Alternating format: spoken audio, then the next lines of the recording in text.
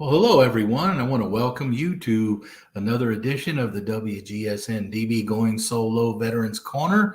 And of course, I'm your host, retired Army First Sergeant Paul Holbert. I want to thank you for joining us tonight. Our wonderful audience that we have, for those of you that follow us on Twitter and Instagram. We really appreciate you. And in fact, we just recently found out that our show, Veterans Corner, was listed among the top 25 of FeedSpot Media here located in Northern Virginia of shows to see.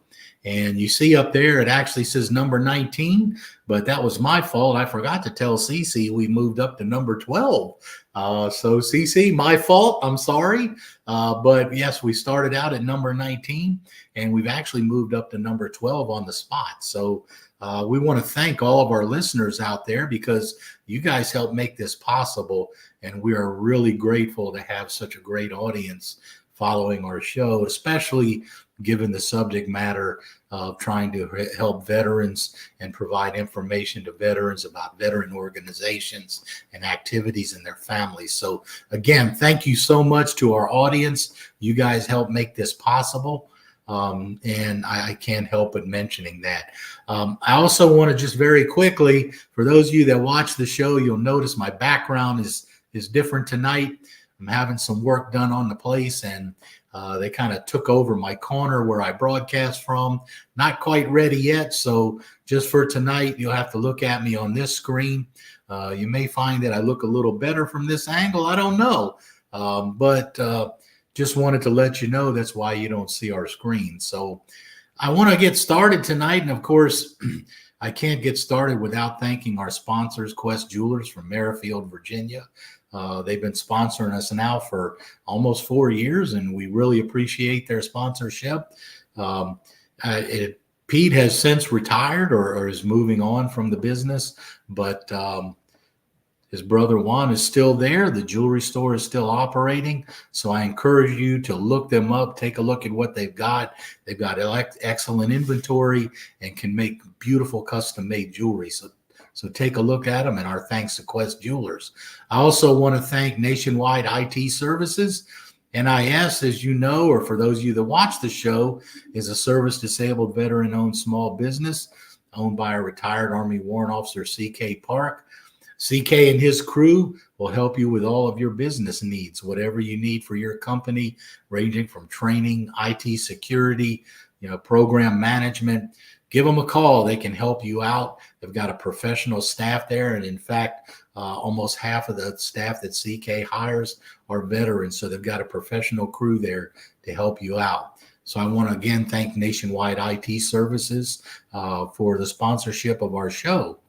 Well, tonight we're going to, as you notice, if you watch if you saw the show advertisement, you notice I didn't have a guest listed tonight. And that's because I wanted to take some time tonight just to talk you and me. And when I say you and me, the audience and me, whether you're a veteran, whether you're a spouse or a family member of a veteran service provider, I think this is something really good for you to hear. And I consider myself somewhat of an expert in this field, having definitely lived it and gone through it myself. And one of the most challenging things that I dealt with and even ran into so far in my travels up here is, you see the title of the show, I've heard it all before, Why Veterans Won't Seek Help. Well, I chose that title. I've heard it all before because, number one, I'm one of the guilty parties that's used every excuse in the book when I started realizing what was happening to me. And, it's not only just for myself, but I've talked to a lot of other veterans. And before I really get into what I want to talk to you about, I want to share something with you as the audience that some of you, I'm sure, probably have heard before. And the reason why I think this is important is because it kind of sets the mindset for what we're going to talk about tonight. And I think it kind of lays the groundwork of why we experience what we're experiencing. Why have we heard all these excuses before from veterans when it comes time where they need help and they don't want to get it? So let me just share this with you first before I kind of start into the meat of the show. And I'm going to read this to you because, of course, it's a little, for me, it might be a little too much to try and memorize, but just bear with me. And once I start to share this, I'm sure some of you will have heard it before. It says, I was that which others did not want to be. I went where others feared to go and did what others failed to do. I asked nothing from those who gave nothing and reluctantly accepted the thought of eternal loneliness should I fail. I have seen the face of terror, felt the stinging cold of fear, and enjoyed the sweet taste of a moment's love. I've cried, I've pained, and hoped, but most of all, I've lived times that many others would say were best forgotten. At least someday, I will be able to say that I was proud of what I was, a soldier. Now, you know, that's pretty profound. And I know some of you have probably seen that or something similar before.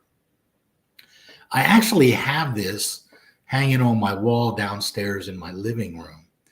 And I originally picked up a scroll of this on a felt scroll in my first assignment in Korea in 1981.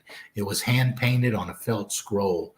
And I saw that and I said, wow. I said, you know, even as a young soldier, I thought, geez, that's just heart touching. That's pretty profound. So I bought it. And I can't even remember. I think I paid like $2 or $3 for it. So the original that I bought in Korea all those years ago now resides with my oldest grandson, who, by the way, I'd like to share with you all, just followed in the legacy and just took his oath of enlistment to the Air Force. So, we're proud of him, proud of him continuing the family legacy of serving, and, we're wishing him the best as well. So just thought I'd share that with you. But he has the original version of this scroll that I bought back in 1981.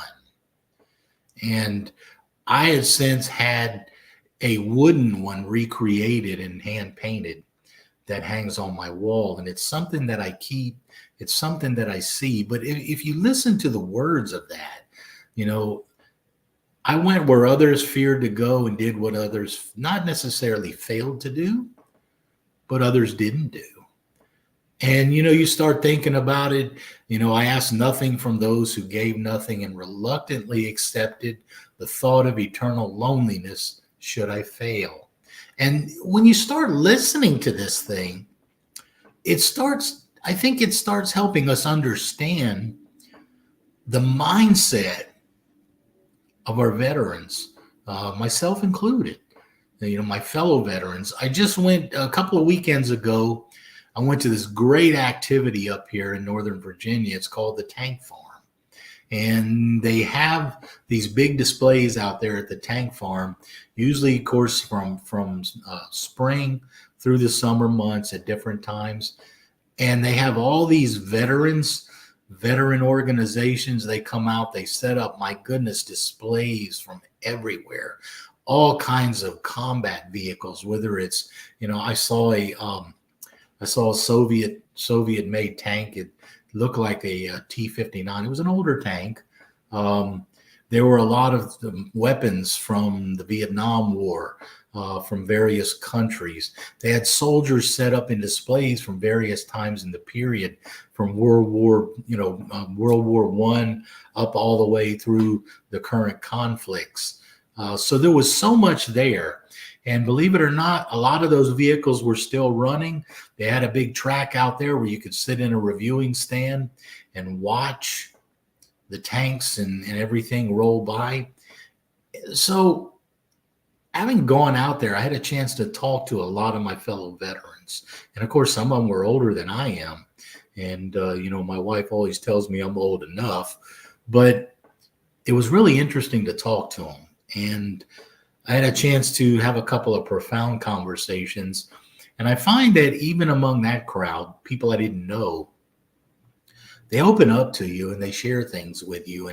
And I found some of the rain, and I did ask the question because I was going to do this show. So I did ask some of them how difficult it was for them to realize that they needed help. And I can tell you they all had the same feeling. And when we think about it, and you listen to that little placard I read to you about a soldier, from the time that we join the military, from the time that you take that oath and you step into your training, the military stresses a number of things to their soldiers, sailors, airmen, Marines, whatever you're going to be. And that is, you have to project an air of strength. They expect you to be strong. They expect you to be a leader. They expect you to take everything on your shoulders. And I can tell you that one of the differences between our military and some of the other militaries around the world is the U.S. military has a very strong non-commissioned officer corps. And when I say that, I'm talking about, mid to senior level enlisted leaders. And a lot of the armies don't have that. They expect us, and I say us because I was one of those, having retired as a first sergeant. They expect us to be able to pick up and carry on when everything is wrong. Or if you're in one of those leadership positions, they expect you to project that air of confidence, strength, leadership. And it's something that's instilled into us from the very beginning. You are responsible. You are to be the strong one. You are to be the leader. And let me just share something with you that still sticks in my head to this day. When I first processed in back in 1981 to join the Army, we were at Fort Sill, Oklahoma, and we were all standing there in the in-processing center, and we were getting all that myriad of shots that we used to have to get, that I'm sure they still do. And the interesting thing was, I was still pretty young then, and I never really heard before the concept of somebody fainting from a shot, because I had not had all that many shots even growing up, just the ones we were supposed to have. And so the drill sergeants, or the sergeants there taking us through the station, started asking that question: is there anyone here that has any allergies to poultry products, that has had reaction to shots? And a couple guys raised their hand. So naturally they wanted to keep an eye on it. But as we stood there and we got our shots, there was a young guy standing next to me, just to my right. And as we're standing there at attention, all of a sudden I noticed him out of the corner of my eye start to waver as he was standing, and he was basically getting dizzy and about to fall. And just as it registered in my mind, over he came on me, about to collapse onto the floor. So myself and the guy right behind him, we both grabbed a hold of him and laid him down on the floor. Well, naturally, here come the sergeants over there screaming. And of course, they were concerned. The guy passed out from the shot, but they were screaming because there weren't 6 or 7 of us grabbing that guy instead of just 2. They wanted to know why we didn't take control of that situation and why we weren't looking out for our fellow soldier. Don't you know that's what you're supposed to do? That's what we're going to teach you, and you should be doing that. And this is where it started. It all started back in the very beginning, because they expect us to display the leadership, the mentorship. Even as a young soldier, you're not supposed to project weakness. The fixation, the mental fixation, is on being strong, being the best, doing everything beyond the best of your ability, and not making excuses for when you don't do right. So as you spend time in the military, even if it's just for an enlistment, that's instilled in you.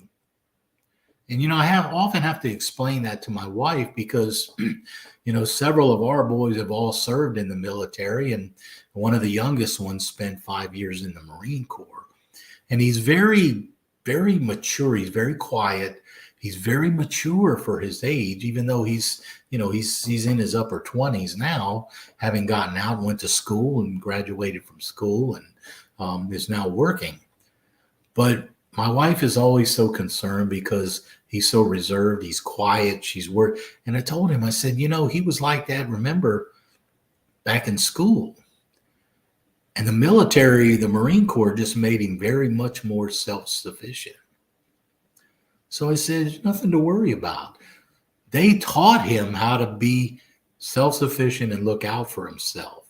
And I said, the fact that he still projects that now is a tribute to his time in the military, and it'll serve him well. But sometimes that training, those experiences, and all the things that we go through can come back on the other side of us later on. And the reason why I say that is because I've already mentioned the mental fixation that's there to be the tough one, be the strong one, be the leader, never fail, don't give up. And don't get me wrong, they don't teach you to live in fantasy land, but they try and instill in you this mental side of you so that you can survive, so that you can be tough. We used to always joke about it in the Army that you go on sick call and the Army's cure to everything was extra strength Tylenol, and they send you back out to duty to work. And that used to be the joke. And, to be honest with you, quite frankly, for the longest time, we did that a lot. But you just, and I think the rest of my fellow veterans out here will attest to this. They begin that from the time that you begin your training. So we are expected to be the ones to be able to do everything, go through everything, think through everything, survive everything. Don't give up. Don't give in to pain. Don't give in to failure. And if you spend enough time in the military, living that life, being trained that way, by the time you leave, especially if you spend a career, by the time you leave, you're living that for most of the rest of your life. And I've seen so many of my fellow veterans who were injured in combat, and even more recently, and enduring freedom and Iraqi freedom and some of these other campaigns, soldiers who were injured and yet laying in the hospital having to recuperate because they were severely injured, having that feeling of failure that they've let the other soldiers down in their unit because they're not there. Even though they gave what they gave and were injured at the expense of what they were doing, they still felt like it wasn't enough. And they still felt like they were letting someone down because they weren't there with them. So you can see, if you talk to soldiers long enough, you talk to veterans long enough, you're going to find that a lot of them still have this mindset. I can't show weakness. I can't show that I'm afraid. I can't show that I can't do something. I can't show that I don't take a leadership role in something, because that's how we're taught. And that's how we usually see the rest of our lives. So when we come back from the break, I'm going to do something like the old radio announcer Paul Harvey used to say. I'm going to talk to you about the rest of the story. So we'll be right back after we hear from our sponsors.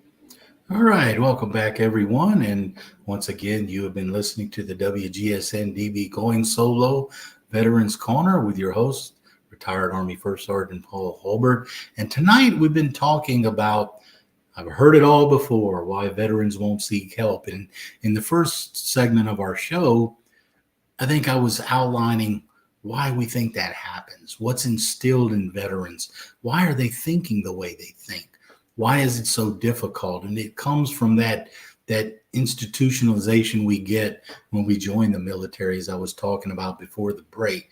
But I want to go on and now tell you a little bit more of what happens when we encounter that.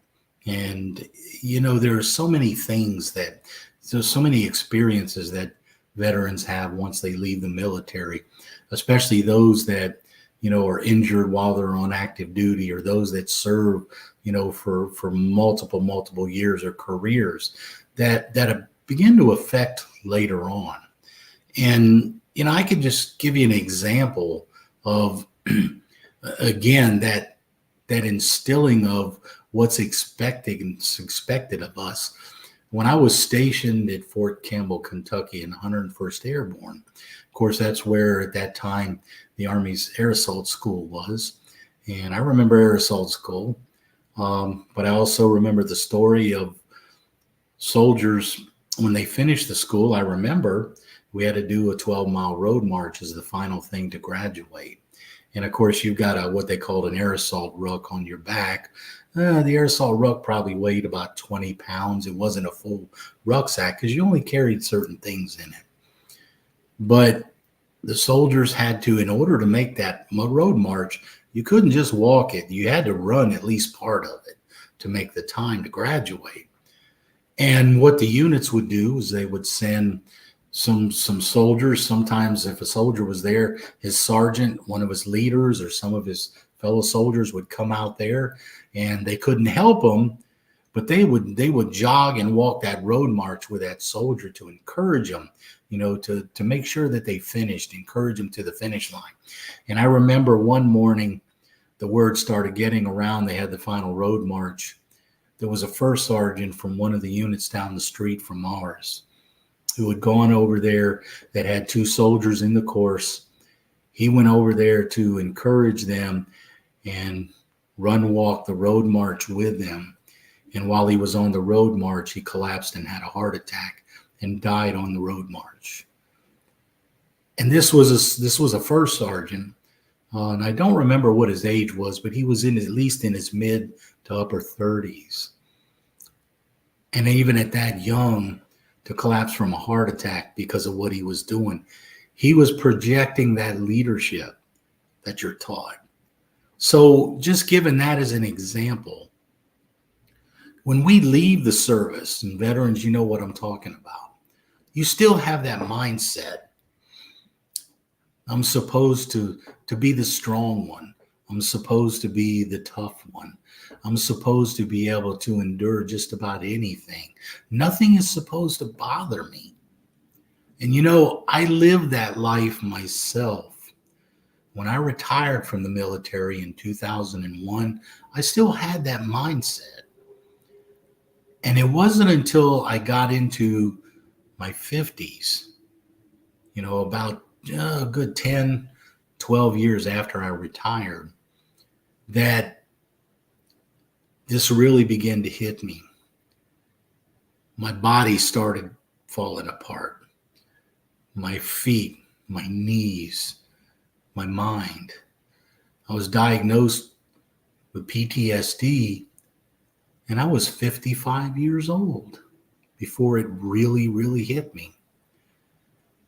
And being an older veteran, and I say older veteran in my mid 50s, nowadays we don't really consider that old, do we? I just saw an article today that said 60 is the new 40.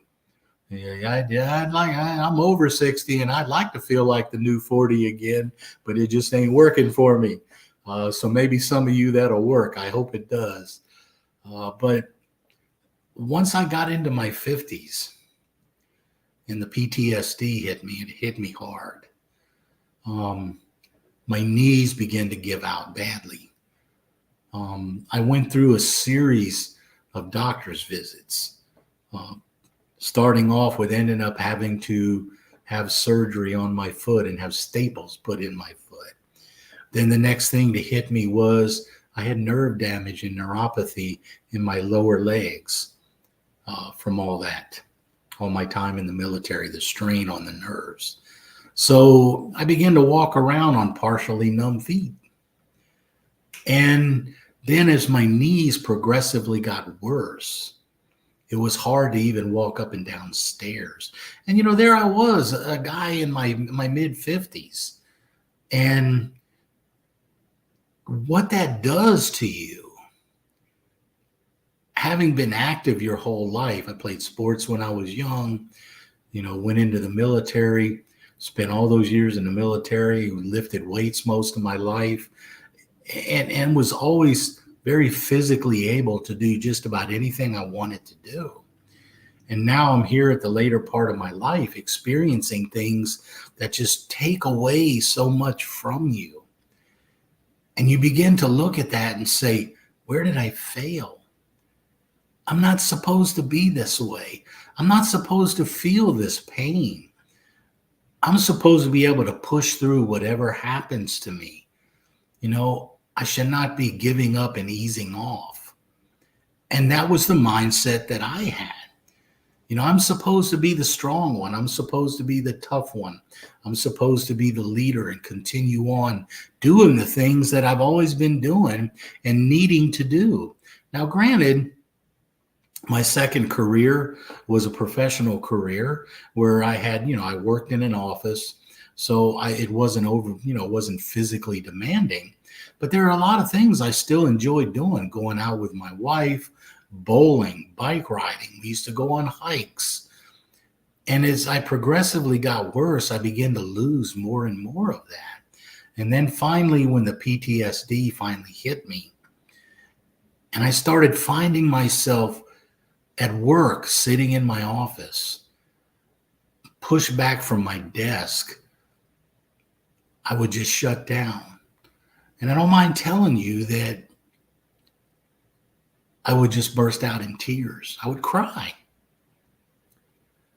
And for a man who had spent a career in the military, always coping, always dealing, expected to be the leader, expected to push through anything, when you get to that point, you just can't admit it to yourself. You don't want to admit that you're not that same person who was doing all those things all those years in the military. You don't want to admit that you need help. You don't want to admit that you're failing. And when I say failing, I don't mean at life. I mean just in the circumstances. And for those reasons, it became very, very difficult for me to deal with all of those things that were hitting me in my 50s. And I have to tell you that I struggled so hard that it wasn't until my wife, God bless her, I thank the good Lord every day that I found her. It wasn't until she saw what I was going through. She saw how the PTSD affected me. She saw how I would cry. I mean, I cried on her shoulders, how I would shut down, how I would be very short-tempered at times when I wasn't usually like that before. She finally sat me down one night and she told me, in a very loving way, but a very firm way, "Old man." that's her term of affection for me. Yes, "Old man, you've got to get some help because I cannot help you with this. And if you don't get help, it's not going to get any better for us." Well, I have to tell you, that was a wake-up call for me. It took that much of an extreme situation and what I was dealing with. And for her to sit down and tell me point blank, you've got to get help, before I finally began to accept the fact that I was no longer that same younger soldier that I used to be. And you know what? I got help. The Army set me up with a great clinical psychologist. She had been wonderful. And I finally was able to deal with the PTSD to where I very rarely have an episode any longer. I don't have dreams any longer. I've had surgery on my body 3 times to help at least try to alleviate some of the pain in the situations that I have. And I finally have relegated myself to the fact that I am an old man. But you know what? I can still be an old man and still be the same fun-loving, life-loving person that I used to be, just in a different way. And it took all of that for me to go through all of that to realize that I didn't have to any longer put on the air of being invincible, of not asking for help, of pushing through every pain that I had. And for those of you, the veterans out there, and even if you're not a veteran, if you've been injured and you've got chronic pain, you know what I'm talking about. It is debilitating both physically and mentally. And it took all of that time before I finally came to the realization that, you know what? You can't do it by yourself. You got to ask for help. And I mean, I want to say just a very poignant message to all my fellow veterans out there. No matter who you are, man, woman, no matter what branch of the service you served in, I'm sure at some time during your career, you may have gotten injured. You may have been put in very hurtful, terrifying situations or very stressful situations. And, eventually that may come back to affect you. I just hope that you will not take as long as it took me to realize that you don't have to be that Superman or that Superwoman like we thought we could be while we were still in the military. Especially as you get older, you need to get help. Don't be afraid to ask for help. There's so much help out there. There's so many programs. There's so many organizations. We have a number of representatives from some of these organizations on our show here. I've got several more coming up in the next few shows that we're going to be highlighting some of these organizations. There's always the Veteran Crisis Hotline. There is help there. So my fellow veterans, if you're out there, don't make the mistake that I made, because I've heard all the excuses before, because I used them myself. You need to get help. You can't do it yourself. There's no shame in asking for help. So I'm asking you, don't take as long as it took me to do what I should have done a long time ago. It's important. Not only is it important to you in your life, but to your family, because what you go through and how you are affects them just as much as it affects you. And I've seen that firsthand too. So again, to all my fellow veterans out there, seek the help. Don't be hard-headed. Don't be afraid to do what you need to do. You did it all those years while you were in the military. You can do it now. Put your boots on, march to the tune of a different drummer, and get the help that you need, please. We can do something about these 20 veterans a day that commit suicide. Let's make that start with us. and let's spread it around to our fellow veterans. The results that I have gotten is that I have had a great improvement in my quality of life, still dealing with some of the issues, still dealing with some of the pain. But you know what? My quality of life has gotten better. My wife and I are enjoying my later years in life.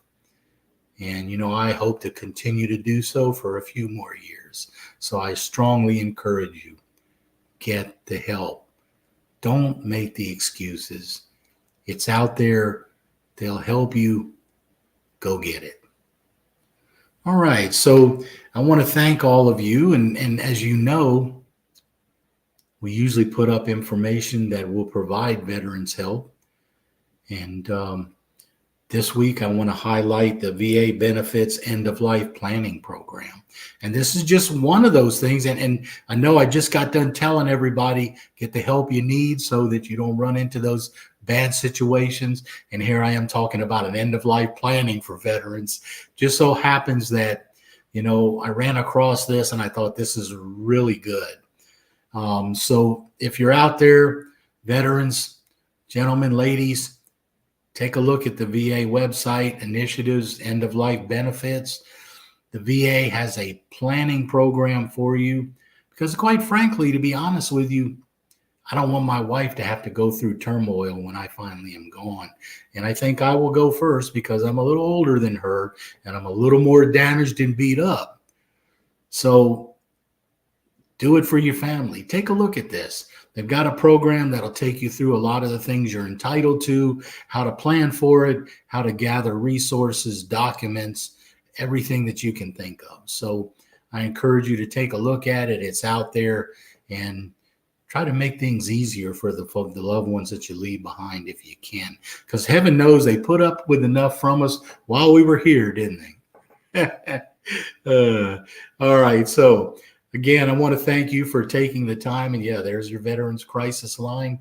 It's open 24 hours a day. So there it is. Use it.